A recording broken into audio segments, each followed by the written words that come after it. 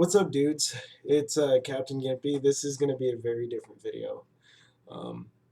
Couple days ago, one of my favorite Twitch streamers passed away. A lot of you will probably know who that was. For those of you that don't, it was Reckful, dude who used to be like number one Warcraft player for 3v3 Arena and like PvP in general. And yeah.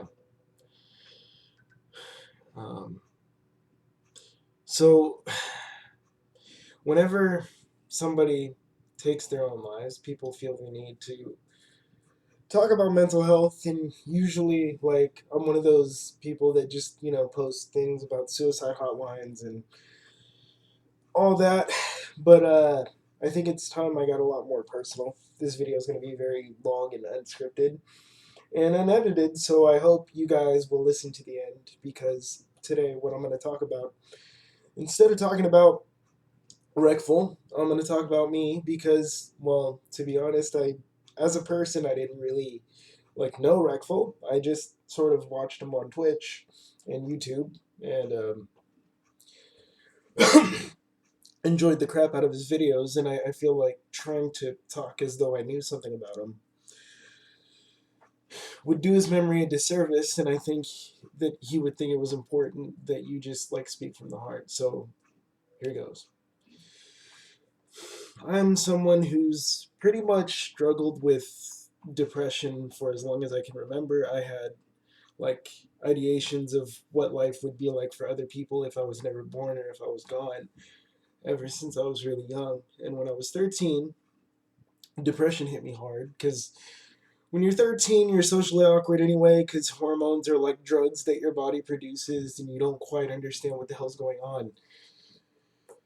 And having CP and being in a wheelchair, people tend to treat you very weirdly, and it was all really kind of isolating, and you know there was a lot going on. And my family was very stereotypically Asian. Like, they wanted me to be a lawyer, judge, doctor, something like that, and I wasn't really interested in any of that sort of thing. And mm, so I just played a lot of video games and made friends that way. And some people in my family were going through their own mental health crises, and that was really difficult to deal with at that time. And um, I'd always sort of been like a natural counselor, so people just sort of um, came to me with their problems, like even then. And so I took a lot of that on, and I didn't know where to put it, and it just sank into me, and I couldn't let it all go. And as I grew up, things happened. Like, I had a couple people try to rape me. I've been molested by babysitters when I was young. I had a friend who was closeted gay and thought it was funny to try to grab my balls and fondle me and things like that. Um, I had a dude die next to me after surviving a drive-by, and I could still see what it was like to watch the life leave someone, and that was really hard for me. So I carried all that stuff with me, and a few years ago, I decided I was going to try to kill myself. I was going to lower my blood pressure to the point where uh, I just go cold and fall asleep. And we had a stack of blood pressure medication because at the time, both my grandparents were on it. I figured that would be the easiest thing to do since I lacked the manual dexterity to cut myself properly. I figured that would be easier. And something weird happened, right? The day that I decided I was going to do that,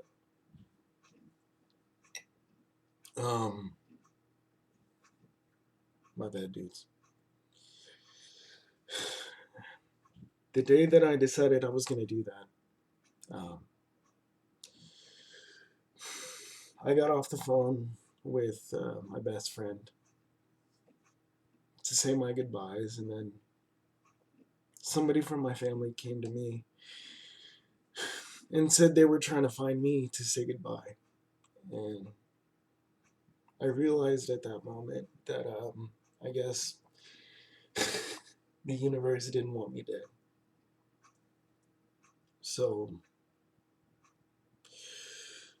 it was a weird feeling because I had literally let go of all my dreams, aspirations, what I thought my identity was, all of it was gone.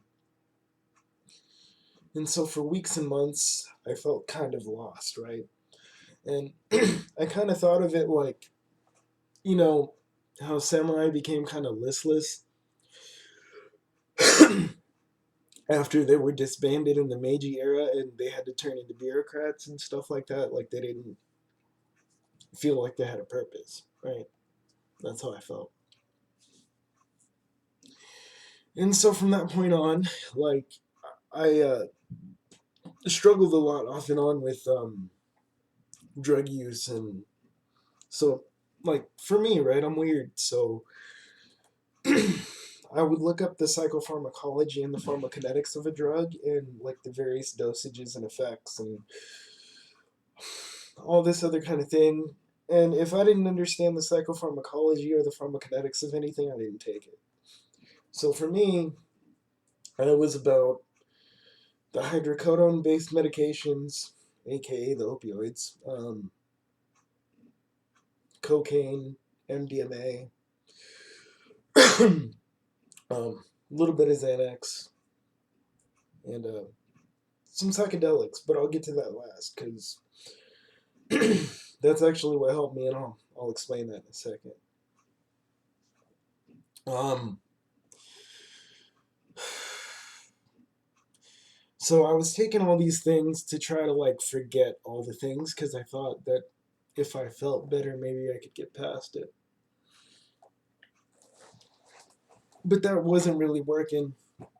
So around the time I was like, I don't know, I want to say 28, maybe. Somebody started talking to me about psychedelics. And I became pretty interested. So I started reading about it for weeks, trying to understand what happens in the brain and body when you're on them. And like it was a really dark time, and I was like super freaking desperate.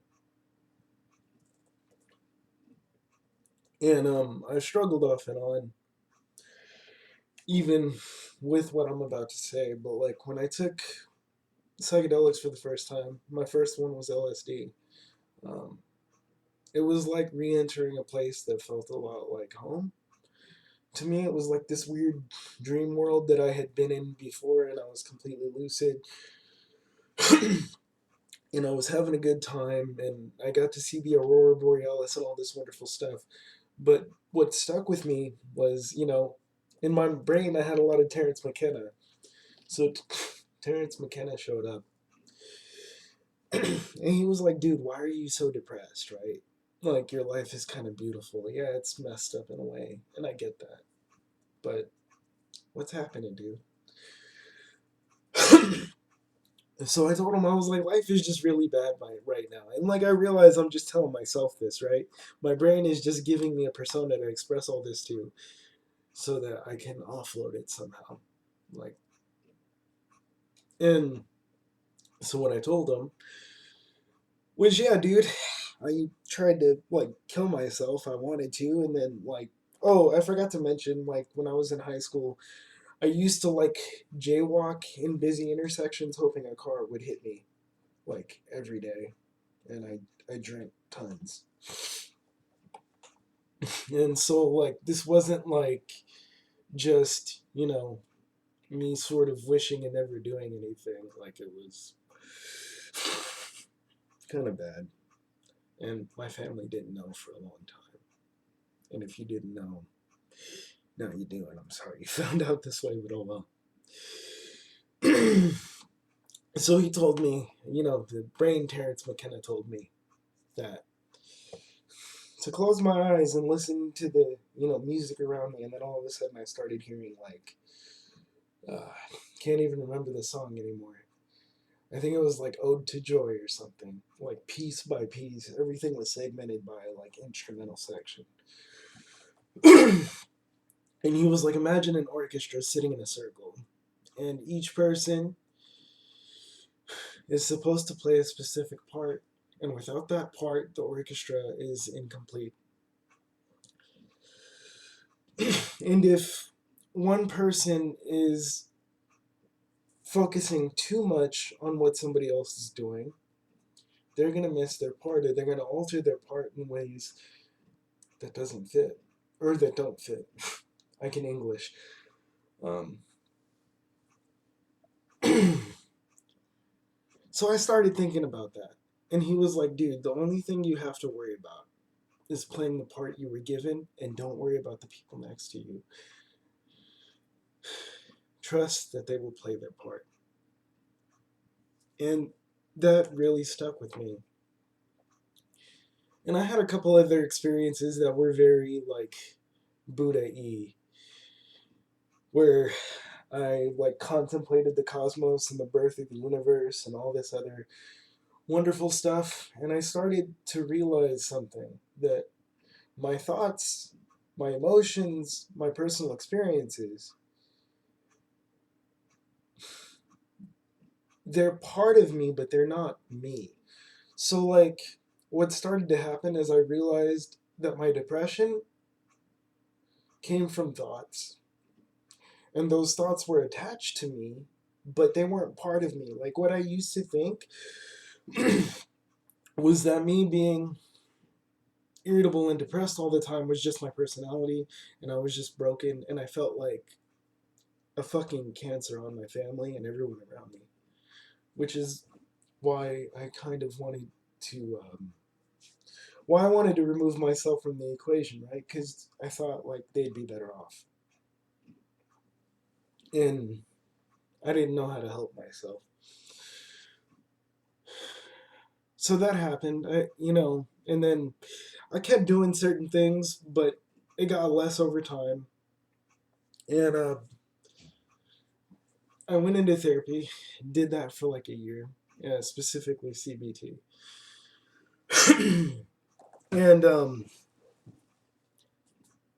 it was weird because I started to realize that I wasn't supposed to do life alone. Like, and I mean, I wasn't supposed to. And in CBT, they tell you to get rid of all the supposed tos and the oughts and the shoulds and the, because it comes from Albert Ellis's REBT. But this one was actually a profound should, right? Like, I should build a community of people around me that actually give a shit about my well being, my aspirations in life, and me as a person. Because most of the time, like, I would sit there and I would carry other people's stuff with me, and I would have no one to go to for my own stuff, so I felt like I had to carry it alone. And when you do that, you start to feel like you're the only one carrying all this stuff. Because you're not talking to people about any of this, so you feel weirder and weirder, right? Compound that with the fact that, like, I had CP, wasn't allowed to go outside really much beyond my stoop, right? Because my family was afraid things would happen to me. Understandably, you're a disabled kid, and, they don't have another kid. So they're doing what they think is right, and I get that. But I didn't really have good socialization. I mostly talked to adults, didn't really have very many friends my age, and that kind of compounded the effect. So when I went into therapy, like, my therapist was like, told me some weird stuff, right? Because this was toward the end. And she was like, well, you're one of my few patients that is like really, really aware of what they feel. Not only what they feel, but like how they feel it, like where in the body the emotion is. And a lot of people can't do that. And I told her like I'd been meditating off and on since I was like 18. And so that part was really easy. It's just there was something that kept looping and I couldn't couldn't pull it out. And she was like, "Yeah, you also seem to know a lot about psychology." And if one of my if someone's watching this, like I stole all their books when I was a kid, and I would read them, and so I learned a lot about Gestalt therapy. I learned a lot about Carl Jung, and a little bit about Freud and dream interpretation. But like Freud is weird, and she straight told me that like it's really in you to want to be helpful to other people and to like give service to the world. So I think that whatever you do, you should figure out how to do that.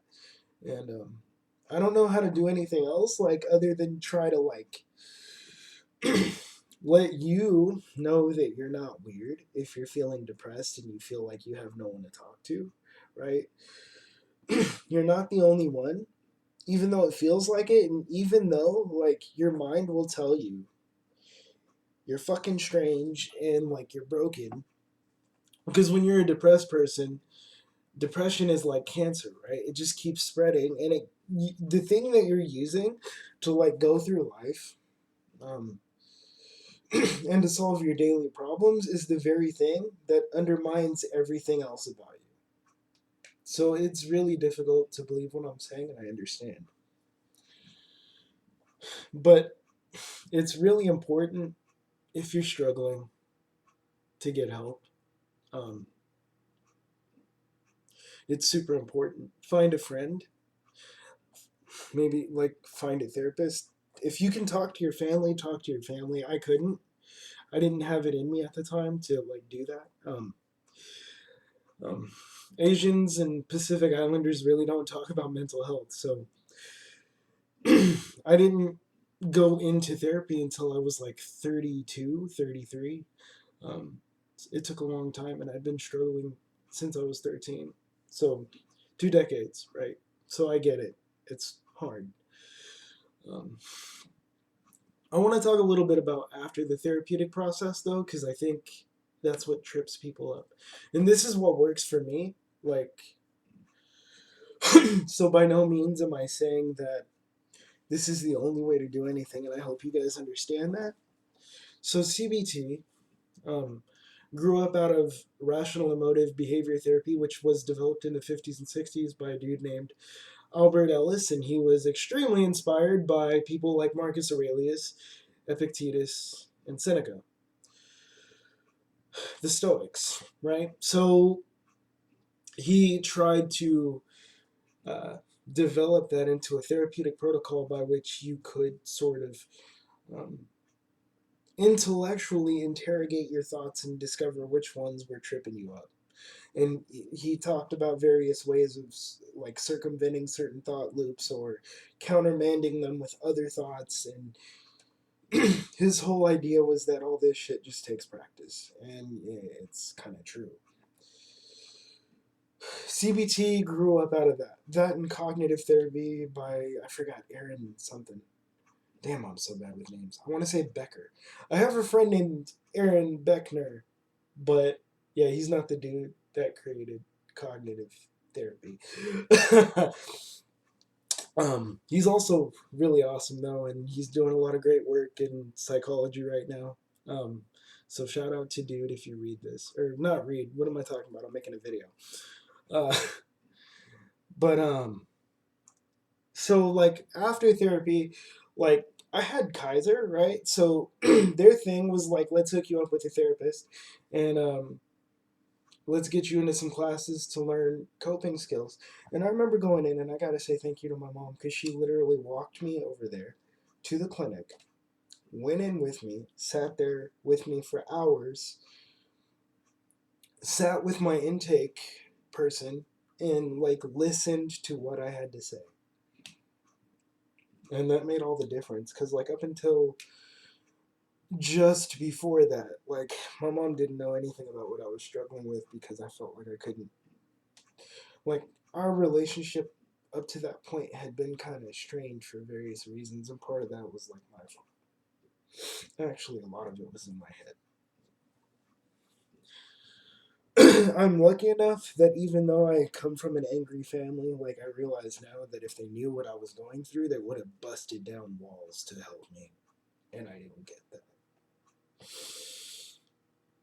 that. Um, so after therapy, there came a point where I didn't know what to do. I didn't know how to continue the process. The only thing I knew was like meditation, and I'd been briefly introduced to Stoicism, right? So I was like, I started doing more research on the exact connection between Stoic philosophy um, and cognitive behavioral therapy, and I realized what I was missing was a philosophical framework. Because I'm not a religious person anymore. Like, I wanted to be a priest. The Diocese of Sacramento were like, dude, oh, you're in a wheelchair. Like, nah. Because I wanted to be a parish priest specifically. I didn't want to do anything else. And so I couldn't rely on religion for that. So I needed to develop my own, like, philosophical framework for living, right? So I started reading a lot of, like, Stoicism. I started reading a lot about Buddhist psychology and their conception of the mind and how it operates, and there's a lot of great shit there in both camps. And then, like, I was super familiar with Taoism. My family comes from like a martial arts background, so all of this was kind of brewing in my head. I just never had the context to say that it was useful in other areas of my life. So what I did was I dove into all three of those things. Been meditating hardcore for a while, and I'm doing a lot better. Um, so part of what I want to do from this point forward is I want to talk to you guys about the practical elements of those three schools of thought. So, because I think they're tremendously helpful, and each of them provide different frameworks, but I'm going to cover them independently. So, I'm going to cover Stoicism first because it's um, directly related to cognitive behavioral therapy. Then I'm going to talk about Buddhism, and then I'm going to talk about Taoism, and I'm going to have my homie on here, Zen Burrow, and we're going to talk about those together, bounce questions off each other, um, bounce from topic to topic, because I genuinely, and then by the end of that, those three series, because like basically for me, those three things are operating systems for the mind, right? And if you can understand those operating systems sufficiently, you can figure out how and where they fit for you. And if they don't, there are other things. Those are the three that I know best because I was a philosophy nerd for a long time. I mean, if you guys want, I can talk about Platonism, but I don't. That's the other thing I know. I know Plato, but I don't know how useful Plato is outside the context of Stoicism because, like, the Stoics were also heavily inspired by Socrates. So yeah, um, that's kind of what I want to do for a while from here on out. Like if you like, I'm still probably gonna do movie reviews once movie theaters come back. But for now, this is just where I am, and this is what I'm gonna end up doing. And I hope you guys stick around. Um, I have, yeah, Reckful passed away, but I also had another gamer friend who was like really amazing. Like we took a philosophy of the martial arts class together. We gamed together. We played StarCraft and SWOTOR, Star Wars: The Old Republic online, right? And he was genuinely one of the coolest dudes I've ever met, and I miss him every day. Um, and I feel like I have to do something so we don't keep losing more people that we love to things that are mostly preventable. Um, if we just learn to speak to each other as much as possible from the heart so that we can realize that we aren't the only ones carrying these things, right? And that's all I want to say, dudes. So I'm going to go for a walk uh, and clear my head, and I hope to see you guys again very soon. Thanks.